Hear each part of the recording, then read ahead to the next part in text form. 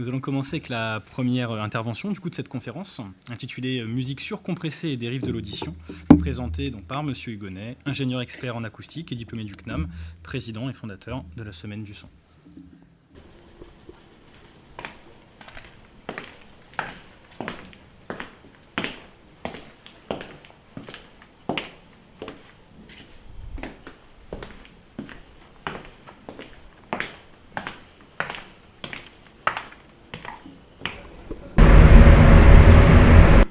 Ceci était un pas. Lequel, le pas? Un pas d'un monsieur ou un pas d'une dame? D'homme, oui. Ce pas était tranquille ou nerveux? Tranquille. En fait, dans un bruit de pas, on n'a pas moins de 24 signifiants sur la personne. En fermant les yeux, en fait, on sait d'où il vient, on sait où il va. On sait également quel est son tempérament, on sait quelle est la nature de la chaussure, la nature également du sol, la nature également du lieu dans lequel il se trouve, d'où il va, où il vient. Autrement dit, tout ça est important. Mais malheureusement, cette notion-là est en train de disparaître, tout simplement parce que nous sommes dans un milieu urbain. Et ce milieu urbain nous cause... Non, c'est pas celui-là, excusez-moi.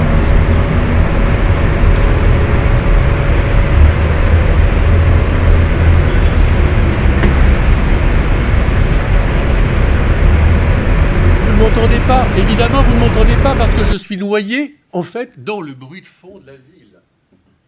Et ce bruit de fond, je m'éloigne du micro, mais je ne peux pas parce que je suis enregistré. Ce bruit de fond, effectivement, vient masquer, en fait, tout simplement mon propos. Donc, je ne vais pas, peut-être, m'installer pour dialoguer sur une place publique trop bruyante, et donc je vais m'éviter, effectivement, de pouvoir discuter dans la rue. C'est intéressant de le dire. Donc, non seulement je n'aurais pas entendu... C'est gentil. Non seulement je n'aurais pas entendu les bruits de pas, mais je ne pourrais plus discuter avec cette personne. Tout simplement parce qu'un bruit de fond, en fait, c'est un bruit qui se situe autour de 70 décibels. Et quand je dis quelque chose à quelqu'un à 60-65 décibels, là je vous parle à 65 décibels à peu près, voilà, je suis masqué, en fait, par le bruit de fond de la ville. Ce bruit de fond de la ville, en fait, vient masquer mon propos. Donc ça veut dire que tout le monde parle plus fort, finalement, dans la rue. Tout le monde parle à peu près à 70 décibels, voire 80 décibels, 2 fois plus fort encore. Voire 90 décibels. Je ne suis pas arrivé.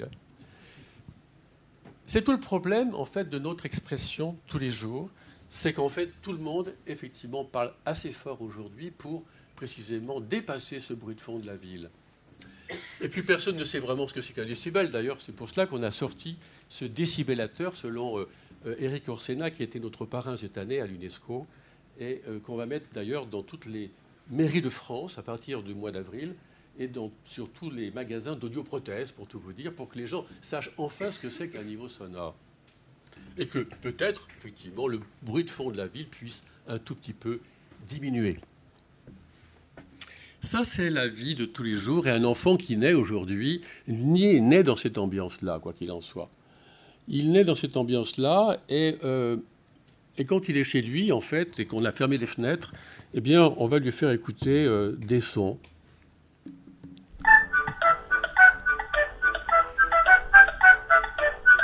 Vous savez, ces sons imbéciles là qu'on trouve dans les berceaux, je veux dire, le truc qui tourne sans arrêt, vous voyez, et vous imaginez l'enfant qui n'a rien demandé à personne, il voit ça tout le temps, il voit tourner ce son, et ce son n'arrête pas, et la maman n'est pas là surtout, et il dit maman, et non, la maman est partie, le papa aussi d'ailleurs en fait, et personne ne lui parle à cet enfant.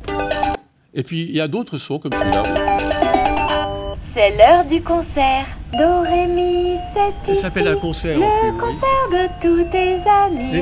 Stop, arrêtez, quoi. Arrêtez. Chante avec ce refrain. Je peux plus. Et le son qu'on entend là, c'est un son compressé qui n'a pas de niveau faible, qui n'a pas de niveau fort, qui n'a pas de basse, qui n'a pas d'aigu. Et on est en train déjà de structurer le cerveau de ce pauvre enfant.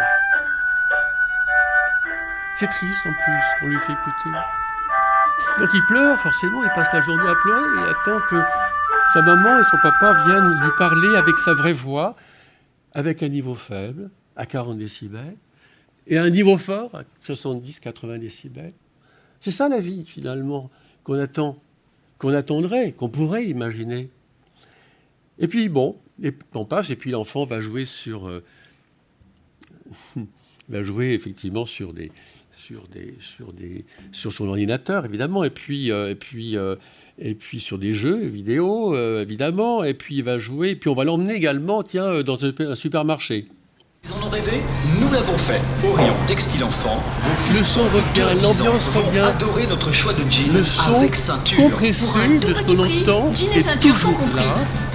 Un son qui vient, en fait, vous empêcher de réfléchir, qui vous font acheter, en fait, une savonnette alors que vous ayez pensé acheter une brosse à dents. Ce son-là vous étourdit, et ce son-là, en fait, vous amène, en fait, à perdre probablement votre centre de gravité. Vous ne savez plus très bien où vous êtes, finalement. Une espèce de brouhaha permanent. Vous avez quitté la rue, vous rentrez dans un supermarché. Et tout ça, c'est du bruit, finalement. Un bruit qui ne désemplit jamais et qui finit, effectivement, par faire que des gens avancent dans la rue, comme ça. Mais est-ce qu'ils existent vraiment?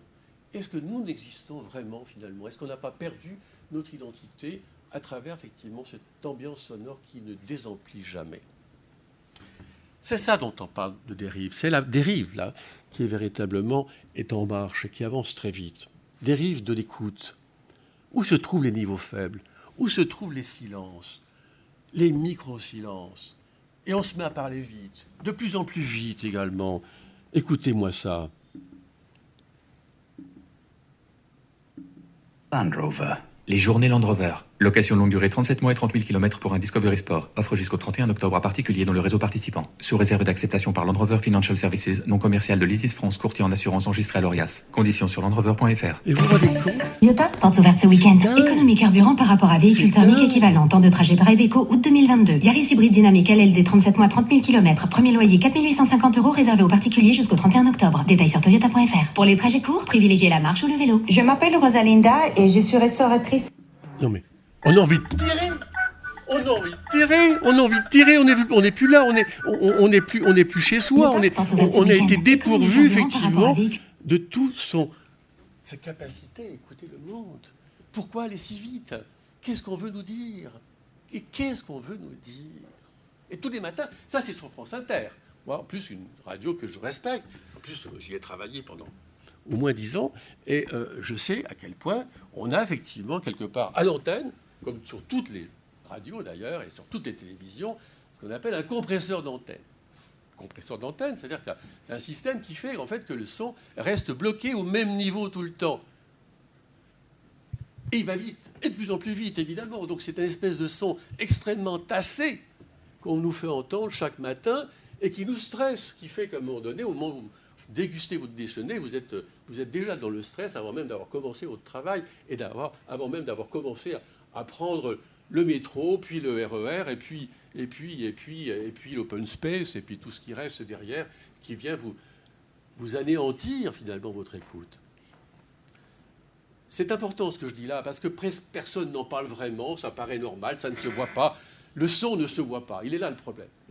Et précisément parce qu'il ne se voit pas, on n'en parle pas. Mais précisément, oui, on peut considérer que cet environnement sonore modifie terriblement notre comportement, et notre comportement d'écoute surtout. Alors après, évidemment, on peut en rajouter. Moi, je peux maintenant vous parler de ce que c'est, maintenant qu'on a fait cette introduction, vous parler de ce que c'est qu'un son compressé. Un son compressé, c'est un son qui est écrasé vers le bas, c'est-à-dire que c'est arrivé dans les années, pour tout vous dire, dans les années 60, quand on a vu arriver les groupes anglo-saxons, on s'est dit qu'il fallait quand même mixer, en fait, une batterie avec une guitare. Bon, mixer une guitare avec une batterie, c'est impossible. Impossible, sans un artifice quel qu'il soit, car la batterie est beaucoup plus forte que la guitare. Donc du coup, qu'est-ce qu'on va faire? Eh bien, on va écraser, parce qu'on aurait remonté le niveau de la guitare par rapport à la batterie, on aurait saturé l'enregistrement, car, vous le savez, peut-être pas, il y a dans la guitare une attaque qui ne s'entend pas et qui est pourtant électrique. Et on aurait remonté le niveau de la guitare, on aurait saturé l'enregistrement. Donc il fallait en fait faire le contraire, il fallait écraser la guitare et la faire remonter vers le haut, transformer un soufflet en une galette, finalement, si vous êtes un peu dans la cuisine, et cette galette, on la positionne par rapport, évidemment, par rapport à la batterie. Et c'est comme ça qu'on s'est mis à utiliser ce qu'on appelle des compresseurs sur chacun des instruments de musique. Bon, très bien. Sauf que dans les années 2000, les publicitaires se sont dit, mais c'est génial ce truc-là. Et si on se mettait à tout compresser, finalement, tout compresser les programmes. Là, je travaillais à TF1 à ce moment-là, donc je pouvais vous en parler avec tranquillité. On a été les premiers à le faire, et on a tout compressé vers le bas, tout écrasé, et on remonte tout ça vers le haut. Autrement dit, on transforme des cumulonimbus en des cirrus, si vous êtes un petit peu intéressé aux nuages. Donc ça veut dire que ces nuages sont toujours au-dessus de la mêlée, vous voyez, ils sont toujours là, tout le temps, au-dessus de tout le monde. Et c'est comme ça qu'on avait, évidemment, des plaintes, évidemment, qui sont arrivées de la part des téléspectateurs, parce que les gens disaient, attendez, les publicités sont très fortes par rapport au reste des niveaux, par rapport au reste du programme. Ben, oui, c'est vrai. Mais ils n'étaient pas plus forts, ils étaient simplement tassés, bloqués, ils ne redescendaient jamais, ils restaient bloqués au même niveau, mais en fait, on était dans le format de distribution, de diffusion finalement, sauf qu'on était en haut de la plage de diffusion. Là où le reste du programme allait dans les niveaux faibles, vous voyez, zigotait, quoi, normalement. Voilà, c'était le début de la compression. Alors qu'est-ce qu'on fait dans ces cas-là? Ben, on hurle, on se proteste, et puis finalement, tout le monde veut faire la même chose. Car tout le monde veut être au-dessus de tout le monde, finalement. Donc les programmes se sont mis aussi à leur tour à compresser. Donc tout le monde a compressé, finalement. Et aujourd'hui, tout le monde compresse. Tout le monde compresse. Tout le monde compresse. J'utilise en fait un smartphone. Sur chacun de vos smartphones, vous avez un compresseur. C'est génial quand même. Ça veut dire que même si vous parlez très très faible ou très très fort, l'autre personne qui se trouve à l'autre bout entend votre voix au même niveau. C'est quand même pratique quand même. Sinon, vous ne pourriez pas discuter dans la rue. Lorsque vous travaillez sur Teams ou bien sur quelle plateforme, vous avez un compresseur. Je pense à n'importe quelle plateforme de visioconférence, tout est compressé. On pourrait se poser la question de savoir ce que ça signifie qu'écouter quelqu'un au bout de 10 minutes, 1 heure, 2 heures, voire 3 heures, voire 4 heures, en compressé. Qu'est-ce que ça signifie sur le plan de la fatigue? Fatigue auditive, stress, pression artérielle, mais aussi, peut-être, trouble de l'audition. Et j'en arrive à ce que nous avons découvert avec le professeur Paul Avant, nous qui travaillons aussi directement avec l'Institut de l'audition, magnifique établissement dont nous avons rêvé quand nous avons lancé la Semaine du Son avec Christine Petit et Paul Avant, d'ailleurs. On rêvait d'une institut de l'audition, on y est aujourd'hui, et l'IHU qui en sort aujourd'hui gagnant, véritablement, est un bonheur pour nous tous. Car en fait, nous allons enfin pouvoir, nous pouvons effectivement parler de tout cela d'une manière scientifique. Alors, écoutons en fait ce que peut signifier un son que vous connaissez. Je vous le fais écouter, tranquille.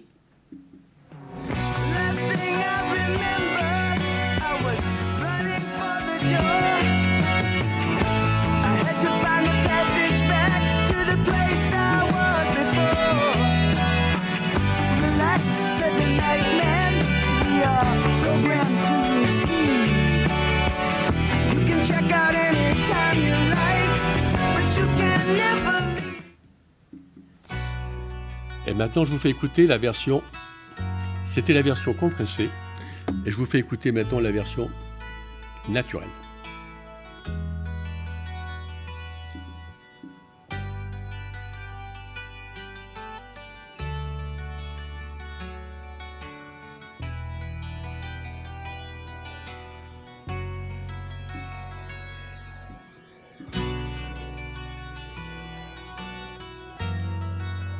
Maintenant, je vous fais réécouter à nouveau la version compressée.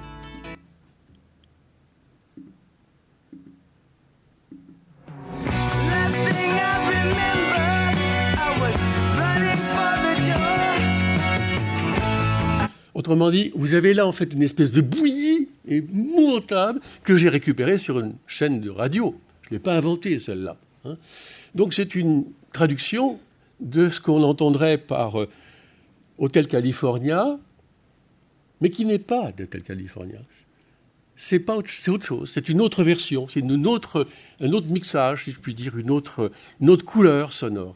Mais cette couleur sonore, elle a une particularité, regardez bien, écoutez bien surtout, c'est qu'elle vous donne un son qui ne désemplit jamais.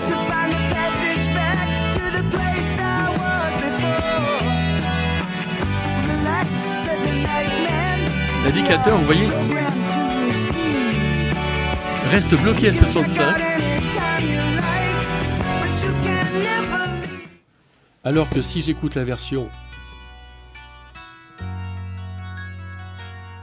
normale, originale,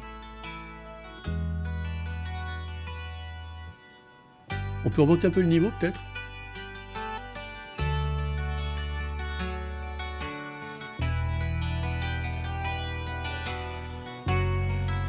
Un peu plus haut.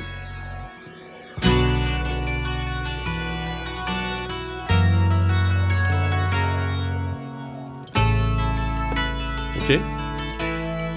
Donc vous avez là en fait un indicateur de niveau qui gigote, autrement dit votre oreille, elle est satisfaite parce que vous avez derrière des niveaux forts ce qu'on appelle des niveaux faibles. Ça c'est un point essentiel. Essentiel. Dans toute musique, on doit avoir ce rapport entre niveau fort et niveau faible. Ce qu'on n'a plus aujourd'hui, de manière générale, et ça c'est un vrai problème aujourd'hui, et là on est en train de démontrer. Alors on s'est posé la question avec le professeur Paul Avant de ce que ça pouvait signifier sur un plan de l'écoute. Donc on ne pouvait pas travailler sur de l'humain, donc qu'est-ce qu'on a fait? On a pris Adèle, une chanteuse sympa qu'on aime bien, et on a compressé Adèle. Voilà. Compressé Adèle, on a pris une musique d'Adèle qu'on a compressée. Et on l'a fait écouter à des cochons d'Inde, qui étaient tous là, tranquilles. Ouais. Et des cochons d'Inde, il y avait une quarantaine de cochons d'Inde, tranquilles. On les a mis dans une boîte de nuit, sympa. Et on leur a fait écouter Adèle compressée pendant 4 heures, à 80 dB à peu près. Bon. Ils n'ont rien dit. Ils étaient assez sympas, ils étaient contents de là. Bon. Et puis au bout de 4 heures, on voyait bien qu'ils étaient un peu, pas très en forme. Enfin on s'est dit, qu'est-ce qui se passe? Rien finalement. Ils avaient toujours une oreille assez qui fonctionnait à peu près. Donc il a fallu quand même passer par une deuxième phase, qui est celle de la dissection quand même. Donc il a fallu effectivement aller plus loin et s'intéresser à ce qui se passait au niveau neuronal. Autrement dit, il fallait s'intéresser à ce qui se passait au niveau des neurones de l'audition et non pas au niveau de l'oreille interne, pas au niveau des cellules ciliées qui, elles, n'avaient pas été touchées. Et à ce moment-là, c'est ça qui est intéressant, et c'était une première mondiale finalement, c'est qu'on s'est aperçu en fait que les neurones de l'audition avaient perdu leur protection neuronale au niveau des neurones de l'audition. Et en perdant leur protection neuronale, ils avaient affaibli de 50% ce qu'on appelle le réflexe tapédien, qui est un réflexe extrêmement important qui permet de raidir l'oreille lorsque vous entendez un son fort. Et au bout d'une semaine, ils n'avaient toujours pas récupéré leur réflexe tapédien. Incroyable, pour avoir entendu Adèle compressée pendant 4 heures quand même. Hallucinant, incroyable. Jamais on n'avait dit ça jusqu'à présent. Et donc on a fait une parution et ça a été publié au niveau international. Donc le professeur Paul Avant a fait une très belle parution, on l'a fait ensemble d'ailleurs, et à partir de là on s'est dit qu'il fallait effectivement s'interroger sur les conséquences de ce que ça pouvait avoir, évidemment, que de perdre 50% de son réflexe tapédien, qui permet quand même de protéger l'oreille, au bout d'une semaine, et qu'au bout de 2 semaines, d'ailleurs, je crois que c'était toujours pas revenu complètement. Donc, imaginez un jeune qui rentre dans une boîte de nuit et qui se fait 6 heures, c'est pas 4 heures, c'est 6 heures d'écoute à des niveaux qui ne sont pas à 80 dB, qui sont plutôt à 100, voire 102 dB, toutes les semaines, il est clair que là, les acouphènes arrivent tranquillement et la perte d'audition arrive tranquillement. L'autre jour, je faisais une conférence dans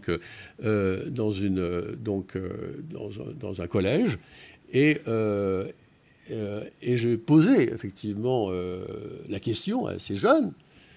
Le collège, c'était pas des collèges, c'était à la Sorbonne, donc ils étaient déjà un peu plus âgés que les collégiens.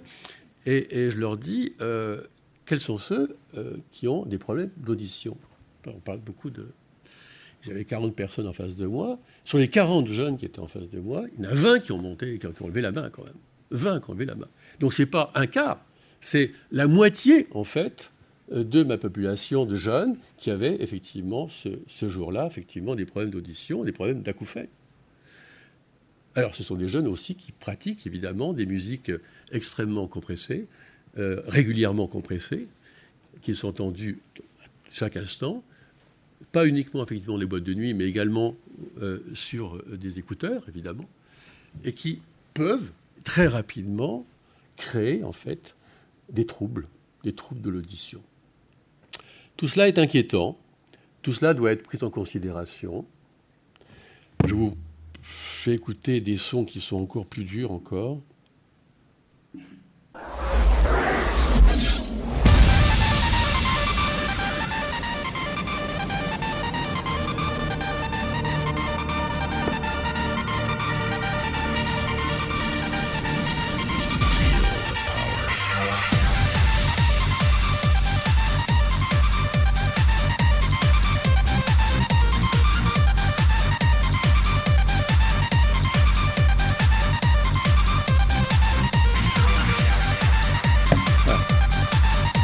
C'est ça la vérité.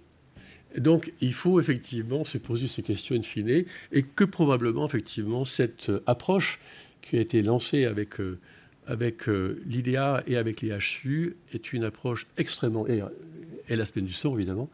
Nous sommes un petit peu lanceurs d'alerte, c'est notre rôle finalement, nous à la semaine du son, lanceurs d'alerte.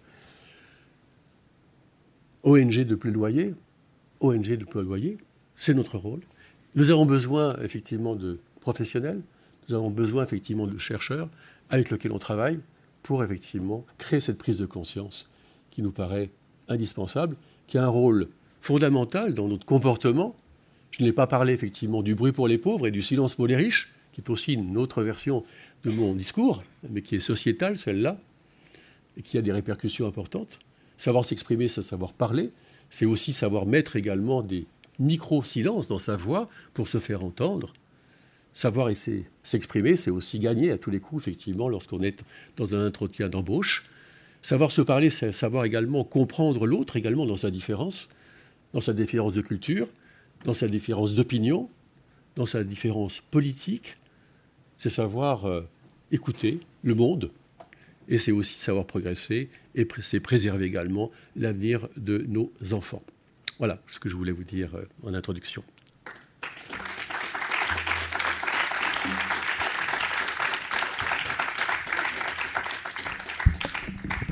Alors, on a un petit peu de temps pour des questions. Il y a des micros qui vont passer dans la salle. N'hésitez pas à lever la main.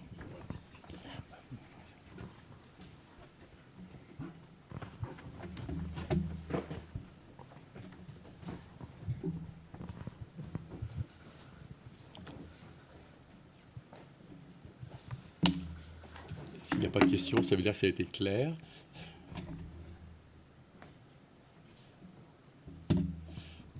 Mais faites un conseil, c'est une expérience que je réalise assez souvent. Vous passez de France Inter à France Culture le matin. France Culture a un compresseur d'antenne extrêmement faible, et France Musique également d'ailleurs, par rapport à France Inter. Vous allez sentir la différence. Elle est énorme. Alors le problème, c'est que tout à l'heure, je ne pouvais pas monter mon niveau sonore plus que cela, parce que vous aviez là aussi chez vous un compresseur. Et donc, plus je montais, plus ça compressait. Donc là aussi, on a un problème, il faut qu'on en parle. Mais ici, dans cette salle, on a un vrai compresseur. C'est pour ça que je vous demandais de monter le niveau, mais on ne pouvait pas monter le niveau, on était compressé. On était complètement au taquet. Donc du coup, en fait, plus je montais, plus je compresse. C'est tout le problème de Deezer, c'est tout le problème des plateformes de téléchargement également, qui vous font écouter des sons qui sont tous égaux, évidemment, en niveau. Finalement, c'est très agréable à entendre, mais sauf qu'effectivement, tout cela relève de la même compression.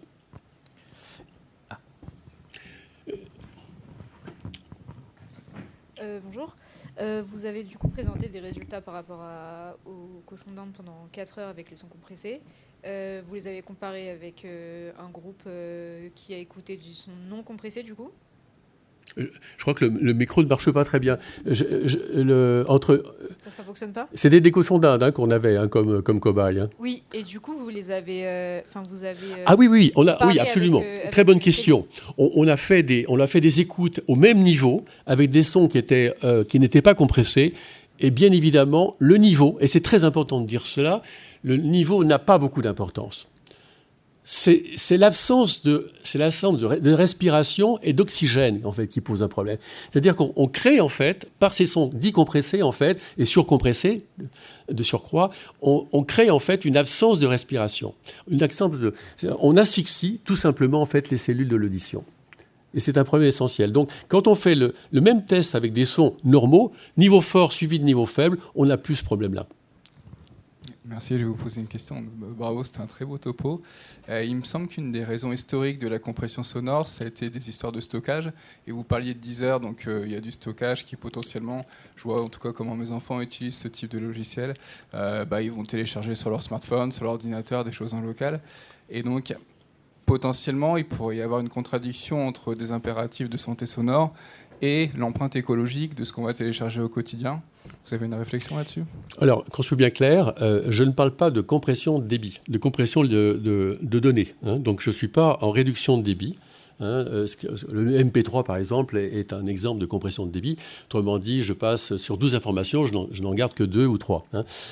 Ça, c'est pas ce dont je parle. Je parle vraiment de la compression du dynamique qui est vrai pour l'analogique comme pour le numérique. Donc, c'est pas la même. C'est une compression vraiment qui n'a pas de lien direct, je dirais, avec, certes, la réduction de débit accélère également cet effet de compression, mais c'est surtout un problème de dynamique sonore, de réduction. Là où vous aviez 30 ou 40 décibels entre niveau fort et niveau faible, maintenant vous n'avez plus que 3 décibels ou 2 décibels. Et c'est ça qui pose problème. Et on entend bien d'ailleurs des jeunes qui déposent le casque et qui se mettent aussi à parler compressé à leur tour. Donc il y a bien quelque chose qui se passe là à ce niveau-là, et qui est assez intéressant d'ailleurs. Merci. La notion de modulation de la voix est en train de changer. Nos hommes politiques sont les premiers à en être les témoins et probablement les acteurs. Il y a une question là-bas. Quel est l'avantage du son compressé, par exemple une radio ? Pourquoi est-ce qu'elle utilise ce son compressé ? Excellente question, madame. La compression fait que lorsque vous quittez une pièce pour aller dans une autre, vous entendez toujours le message. C'est ça. Hein. Autrement dit, vous gardez votre auditeur quand vous passez d'une pièce vers une autre, en permanence.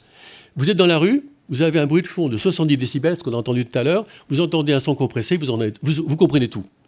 Autrement dit, c'est ça, c'est l'intelligibilité finalement qui ressort de tout cela. On veut tout écouter. Je vous ferai écouter le boléro de Ravel du début à la fin dans une voiture extrêmement bruyante avec un niveau d'entrée qui sera à 80 décibels et je peux démarrer aujourd'hui avec une compression adaptée le boléro de Ravel à 80 dB et le terminer à 80 dB. Donc on reste en fait sur est-ce que c'est encore le boléro de Ravel. Donc, mais j'aurai le boléro, je l'aurai entendu. Mais le vrai souci, notamment pour les vendeurs de matériel, enfin les publicitaires de manière générale, ce qu'ils veulent, c'est être entendus. C'est pour cela que la compression est partout également sur tous les médias. Pour être entendu, on quitte un lieu, on va vers un autre lieu, même dans le bruit, on continue à l'entendre. En sachant que l'oreille, et c'est très important de dire cela, l'oreille n'a pas de paupières. C'est une notion très importante. C'est-à-dire qu'on ne peut pas se fermer les oreilles. Donc on rentre chez vous, en fait, sans crier gare, sans demander l'autorisation, on rentre chez vous, quoi qu'il en soit. Et donc du coup, effectivement, vous êtes toujours pris, effectivement, en otage par le sonore. Et vous verrez, dans les mois et les années qui viennent, le sonore va devenir un élément extrêmement crucial de notre liberté, de nos libertés de chacun. C'est pour ça que l'ONG a beaucoup à dire aussi là-dessus. Je ne parle pas de ce qui m'est demandé aujourd'hui à l'UNESCO, de travailler notamment sur l'IA, sur l'usurpation de la voix et de l'identité vocale, qui va devenir une catastrophe totale. Ça, c'est un autre sujet dont on débattra un autre jour. Mais aujourd'hui, vous allez vous apercevoir qu'à travers ce souci de compression et qu'à travers ce son, on sait qu'on va rentrer chez les gens pour les faire agir en bien ou en mal. Et c'est pour cela que personne n'en est vraiment conscient, mais on devrait tous, effectivement, être très alertés de ce problème-là.